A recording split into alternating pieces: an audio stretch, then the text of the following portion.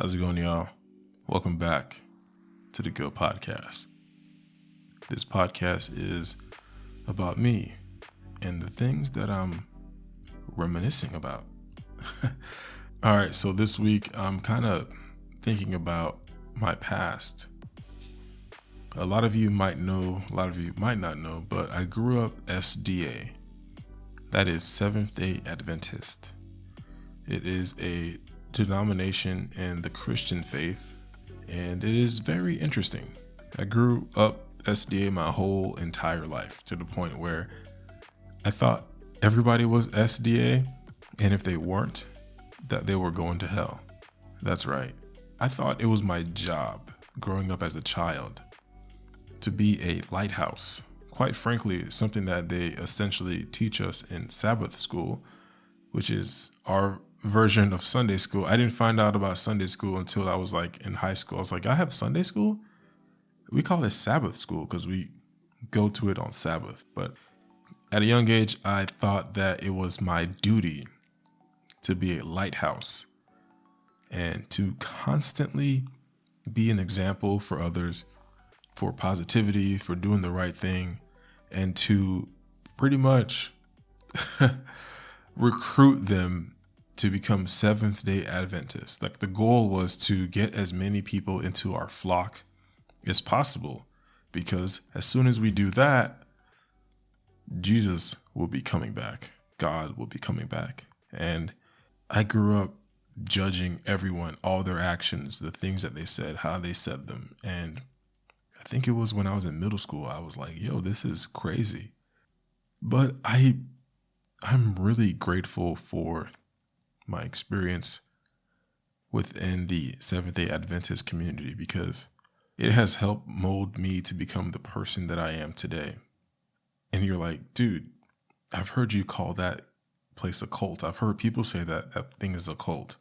Yeah, I mean, depending on what you call a cult, yeah, I can call it a cult because it's my lived experience. But I don't think anybody can go ahead and necessarily say that, hey, this thing is bad, because it does harm people in the community, but sometimes they don't know it, and sometimes they're okay with it, and sometimes it's not harm. Everybody's different. Everybody has a different threshold for stress, pain, happiness. Everybody has a different social battery. So what might be bad for you might be good for me, or what might be bad for me might be good for you. And, but I just kind of want to talk about it because being Seventh-day Adventist taught me a lot about being an adult in this world. The thing about being an Adventist in my lived experience, I stopped being Seventh-day Adventist when I was 22, 23. And I can honestly say that my whole entire lived experience until that time was that I'm special. I'm special. Everything that I do is special, and God only cares about me and my people. Everybody else, God is pretty much cast a shadow on. Nobody else really exists. It's me and my people. That's it. I used to go to these conventions and I would see white Seventh-day Adventists or Spanish SDAs, Asian SDAs, Native American SDAs, it's just so many different people who don't look like me are SDA, and they have the same lived experience. It was amazing. It was like, oh, great. We're worldwide. We're everywhere. And that made me at that young age realize, okay, great. So that means God is coming closer, because the SDA flock is growing. Now you're probably asking, you're 5 minutes into this podcast. You're like, Gil, what the hell is an SDA? So Seventh-day Adventist, the main guideline rule is essentially, hey, the fourth commandment, keep the Sabbath day holy, which is, you don't do anything on the Sabbath. And the Sabbath pretty much means Friday sunset to Saturday sunset. You can't do anything. Just go to church and fellowship with your brothers. No working. Nobody in your house can work. To some specific degree, you can't even turn on a light, no microwave, nothing cooking on the stove, nothing that can resort nothing considered work. You can't go to work. You can't work online. You can't do anything. You can't play no video games. You can't do anything other than fellowship with your brothers and sisters at church and just commune and read the Bible till Saturday sunset. So from Friday sunset, no work till Saturday sunset. And that's considered the Sabbath. I have been practicing that for years growing up. And I just thought that that's how it should be done. And I can tell you, growing up, it didn't really affect me. Actually, I kind of really liked it because I knew that once Sabbath hit, I will see my friends that I don't really see during the week. I will see those girls that I will try to talk to on the Sabbath. Yeah, you can flirt on the Sabbath. Yeah, you can flirt on the Sabbath. So I'll see my friends. I'll see the girls that I like. I will, get to commune with people that I don't really get to commune with. And when I got into high school, I actually looked forward to Sabbath because I was part of my youth church team, and I was a youth leader. And at one point, I was appointed like the head youth leader at my church. It was a big deal. I had a lot of responsibilities. It was cool. Then I stepped down, and then I became a art teacher. Or was that before that? Well, anyways, I was an art teacher at my church, and it was great because I love drawing, I love painting, and I started to share that passion with the people in my church. I had like little young kids. Instead of them being bored and playing in the yard and getting into trouble, I would have a little classroom, and these kids would come into the classroom and we would just draw a specific thing. I'll help them out, help them with their imagination. It was fantastic.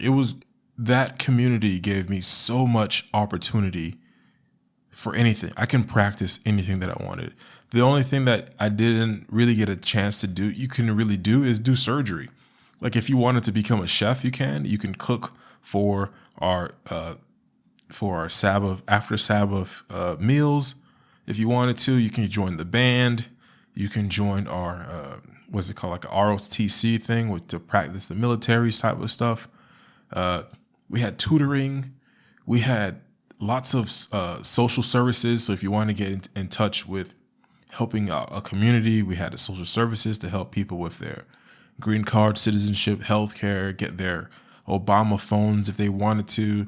We had a massive tech team that I was a part of. So if you wanted to learn how to do live streaming, if you wanted to get practice with a camera, video camera, photo camera, they had weddings. So we had photographers within our church that were big time photographers. Shout out to Chris, who pretty much taught me photography, way back in the day. So Chris was great. You had so many different type of people in this community that you can just tap into because you had that familiarity where we're in this together. We're in this church together. We all have this understanding. And I can't stress enough how amazing that was, how beautiful. Anything that I wanted to learn how to do, there was a brother or sister to help me navigate that route. And that is fantastic. I'm not sure if any other denomination has that type of relationship with their fellowship, with their brothers and sisters within the community. But with Seventh-day Adventists, we have, especially the Haitian ones, we have this. Actually, most of the people in our church weren't really Haitian. They were just Seventh-day Adventists who just found our church because we had, our church was really dope in the sense that we had one massive building for the youth, which would be considered age 16 to 35. And then from there, we had an adult building, which was also a lot massive, 2-story. It's grand. The church is still there. It's a big church, beautiful church. I love that church. So many fond memories and bad memories, of course. That's life. And I can honestly say being able to practice preaching, because there's several times where I will be appointed to preach on a Saturday or a Friday night. So I'm getting stage time. I'm getting stage practice because in the back of my head, I always wanted to become a radio host, DJ. I've always kind of wanted to become a comedian. I always kind of wanted to practice that stage presence, and being on stage at a church was great because I get to write my sermon. Nobody pre-screens what I'm going to be preaching about. And I can pretty much say whatever I wanted to say and make it sound beautiful, make it relatable to a Bible verse, as long as I had a positive message. I still have my sermons today that are on Google Docs. I don't really read them all the time, but there are times where I like to go back and like, yo, I had some fire sermons. And I can honestly say, like, I mean, I know I'm going to keep saying this, but there was a lot of good that came out of that opportunity that my parents gave me to have been in the SDA community. It taught me how to respect others. It taught me that, like I said, I'm special. God loves me. There's somebody out there who cares about me. And when I said that I'm special earlier, it's like not saying that, I feel like I'm thebomb.com, but it made me feel like I have a purpose. I have a purpose on this earth. God has given me talents. God has given me a gift to share with others. And within that religion, within that denomination, I should say, it made me feel like there was a reason why I am how I am. And I can't tell you how important that is.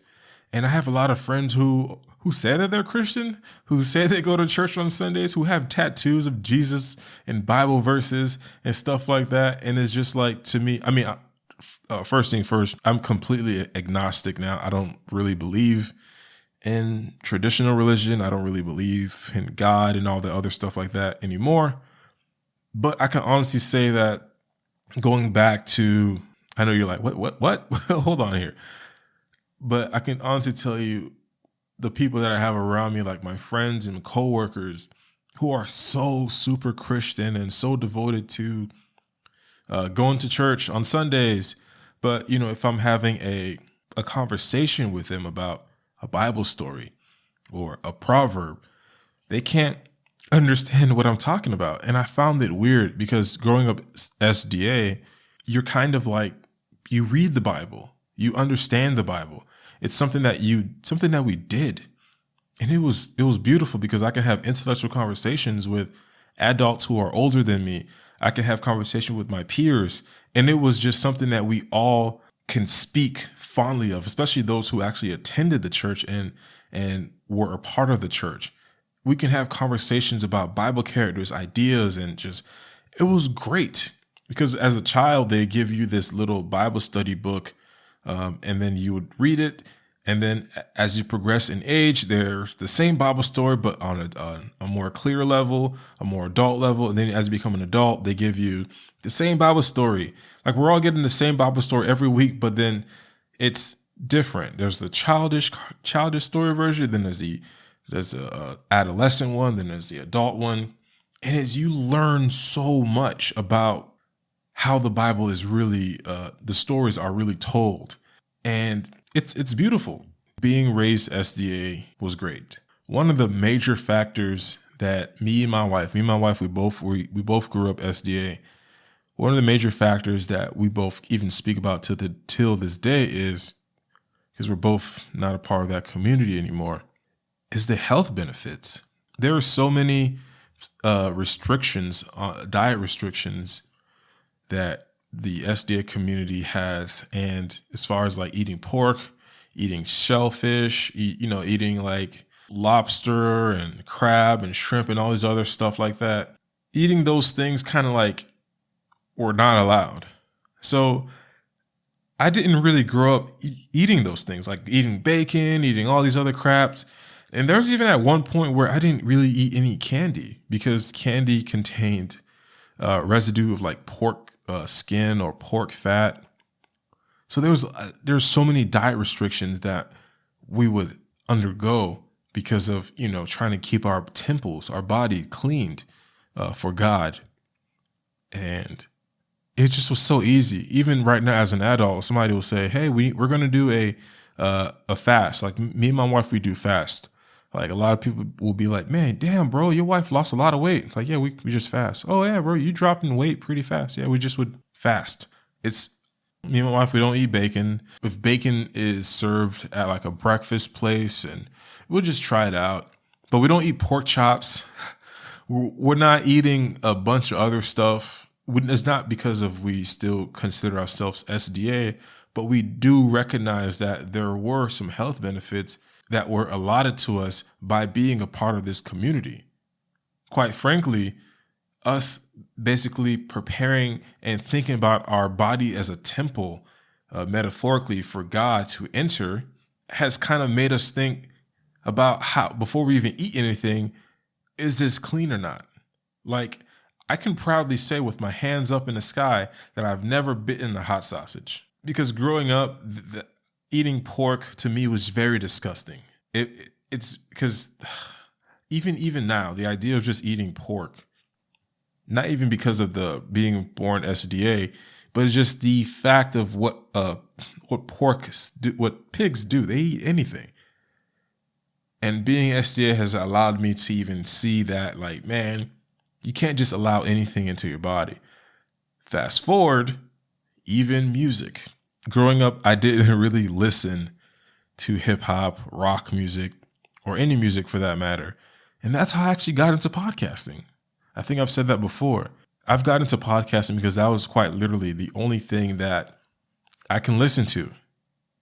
And I would listen to radio shows, NPR, other radio programs, because secular music was bad. Listening to raping each other, shooting each other. It just, to me, was like, okay, if I'm not allowed to eat pork, lobster, all these other things that are bad for my body, what about the content that I'm consuming? What about the music, the movies, all these things that are feeding into my spiritual mind, the temple? It was kind of obvious, like, all right, let me just not consume these things. And it wasn't until maybe I got out of high school that I started I remember the first hip hop song that I willingly downloaded and listened to. It's kind of like you guys are like on the edge of y'all seats, but it's Lupe's Fiasco's Spray Paint and Ink Pens. When I heard it, it was my friend Omar. He was like, bro, I know you don't listen to music. I know you don't listen to music. I'm like, dude, I just don't see the point of it. You know, I just don't see. He's like, no, but trust me, he's different.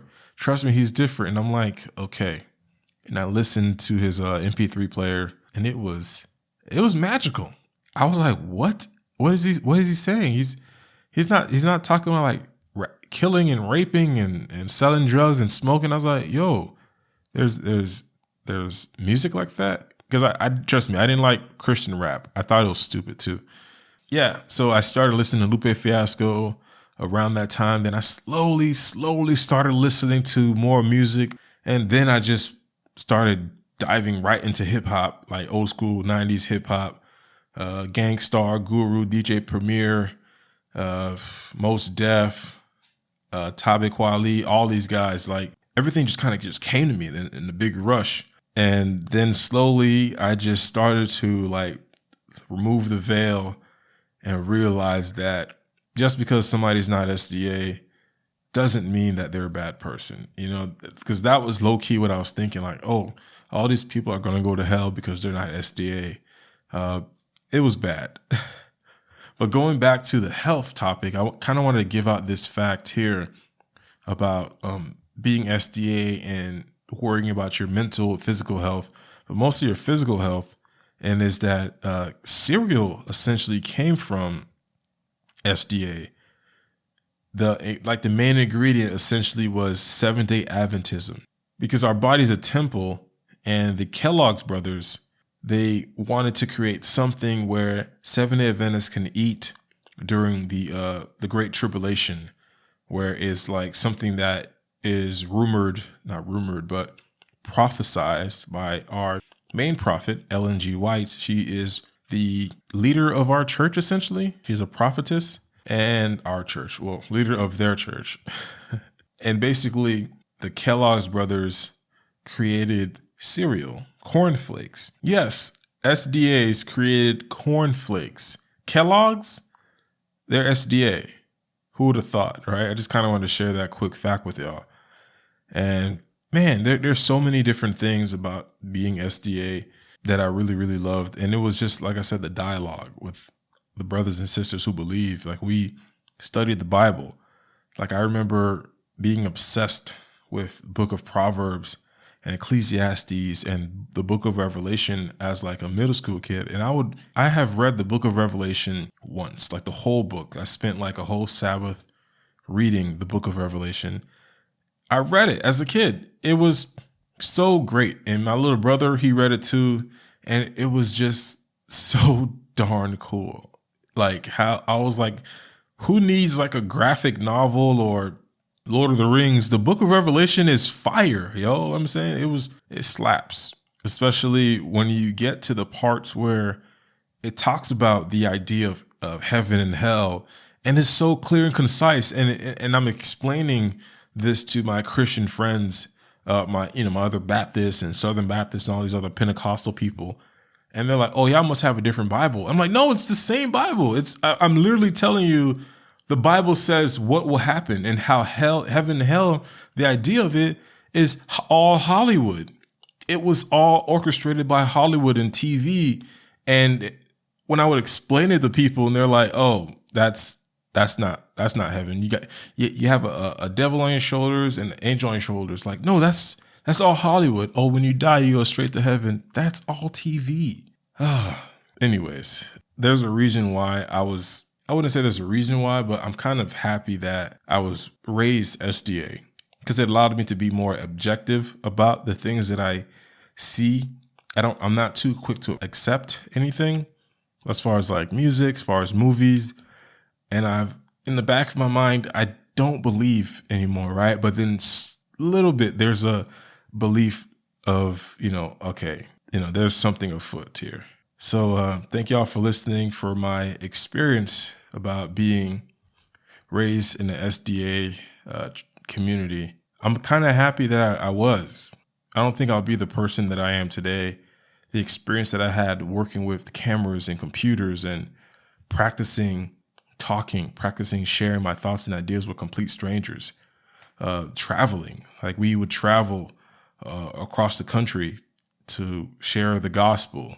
It was something that, it was a great experience. We would, have fundraising. We would actually go into communities that aren't SDA and try to get funds to raise for field trips and activities.